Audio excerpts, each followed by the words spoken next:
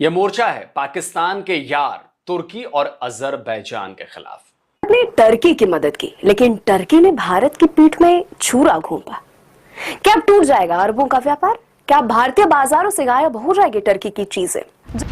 इसलिए टर्की जाना सिर्फ पर्यटन का नहीं बल्कि देशभक्ति और ज़मीर का सवाल है, और आपको अपने अंदर झांक कर देखना पड़ेगा आपको कि क्या आप टर्की को देश से ऊपर रखेंगे।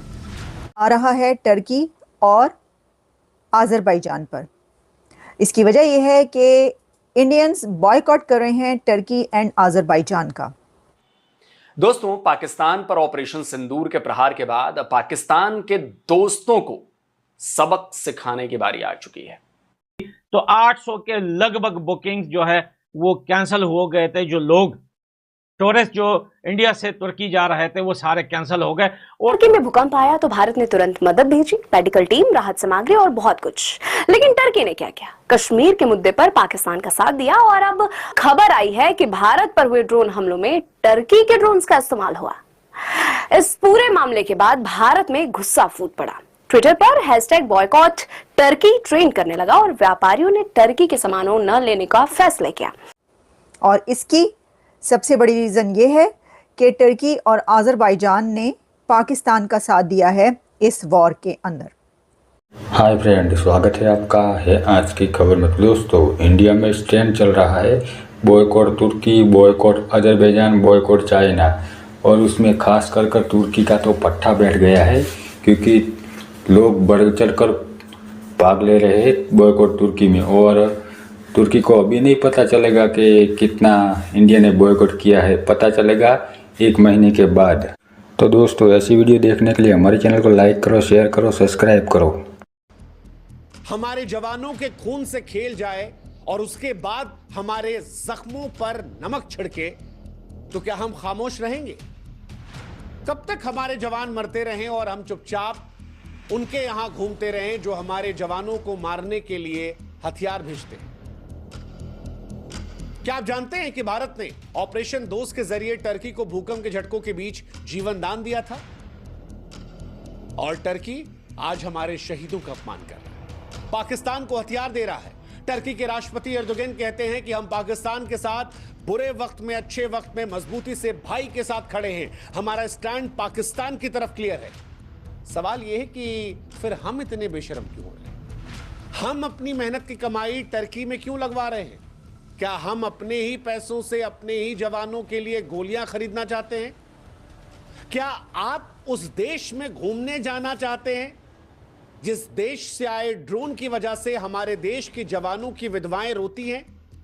क्या हम उस देश की एयरलाइंस में सफर करके किसी और की अर्थव्यवस्था को मजबूत करेंगे? और फिर जो बहुत बड़ा सोशल मीडिया पर जा रहा है वो है इंडिया और तुर्की को लेकर। और आज जो है तुर्की का एक चैनल है TRT वर्ल्ड के नाम से, मेरे ख्याल से मैंने उसको देखा ट्विटर पे, उसे भी जो है आज बैन कर दिया है। और तुर्की ग्लोबल के साथ साथ जो है वो एक और भी चैनल बैन हुआ है जो चाइना का था, जिसने ऑपरेशन सिंदूर में बहुत सारे पोस्ट जो है वो ऑपरेशन सिंदूर के अगेंस्ट किए थे। जो चाइनीज एक वेबसाइट था, मेरे ख्याल से एक न्यूज चैनल भी है उसका, नहीं हुए तो बहुत सारे हैं, लेकिन ये जो नाम आपको ले रहा हूं ये बड़े बड़े न्यूज चैनल है, उनके मेन स्ट्रीम है। उसका नाम है ग्लोबल टाइम्स न्यूज के नाम से, मेरे ख्याल से एक चैनल था चाइनीज का, वो भी बैन हुआ है। क्या हम उस देश की एयरलाइंस में सफर करके किसी और की अर्थव्यवस्था को मजबूत करेंगे और फिर वो हमारे सैनिकों को मारने के लिए जो गोला बारूद हथियार आएगा उसमें फंड करें? क्या हम वाकई में अपने पैसों से वो गोलियां बनवा रहे हैं जो हमारे वीर जवानों के सीने को चीर रही हैं? देखिए, अगर आप मासूम हैं तो आपको समझना पड़ेगा कि हर रुपया जो टर्की जाता है वो उसी गोली का हिस्सा बनता है जो हमारे जवानों के सीने पर चलती है। तो 800 के लगभग बुकिंग्स जो है वो कैंसिल हो गए थे। जो लोग टूरिस्ट जो इंडिया से तुर्की जा रहे थे वो सारे कैंसिल हो गए। और न सिर्फ ये टूरिस्ट बल्कि बहुत बड़ी बड़ी शादियां भारत की जो है वो तुर्की के अंदर होती आ रही है। अगर आप लोगों को याद हो, कुछ अरसे पहले जो है अंबानी की बेटियों की शादी भी जो है वहां पर हुई थी। अब और भी बहुत सारे लोग थे जो वहां जाकर शादियां करते थे या घूमने जाते थे, उन सब पे जो है पाबंदी नहीं, देखिए सरकार की तरफ से पाबंदी नहीं लगी है, बल्कि लोगों ने जो है खुद खड़े होकर एक बाइकआउट स्टार्ट कर दिया है कि अब हम वहां नहीं जाएंगे। लेकिन सरकार की तरफ से जो लगी है वो कुछ न्यूज चैनल्स हैं उन पर लगी है, और ट्रेड जो होता था तुर्की के साथ इंडिया का, वो ट्रेड भी रोक दिया गया है। अगर आप ठीक है, हमें एक बात समझनी चाहिए, क्या पाकिस्तान के पास पैसा है ये सब खरीदने का?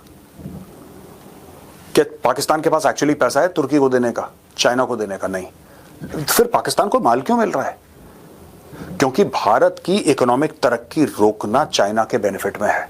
चाइना नहीं चाहता, चाइना चाहता है कि पूरे एशिया का एक ही टाइगर हो, इनफैक्ट पूरी दुनिया का एक टाइगर हो, सिर्फ एक, वो हो चाइना।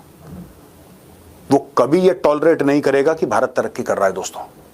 और भारत की तरक्की को रोकने के लिए उसको एक यूजफुल इडियट मिल गया है पाकिस्तान के रूप में। इस इडियट को पैसे दो, ये कभी कुछ करता है, ये कभी कुछ करता है, कुछ करता है, कुछ करता है, बस दैट्स ऑल। अपने लोगों को जाहिल रखना। इनके जनरल्स का आप घर देखेंगे, आप इमारत ऐसे देखेंगे भाई साहब आपके सर से टोपी गिर जाएगी।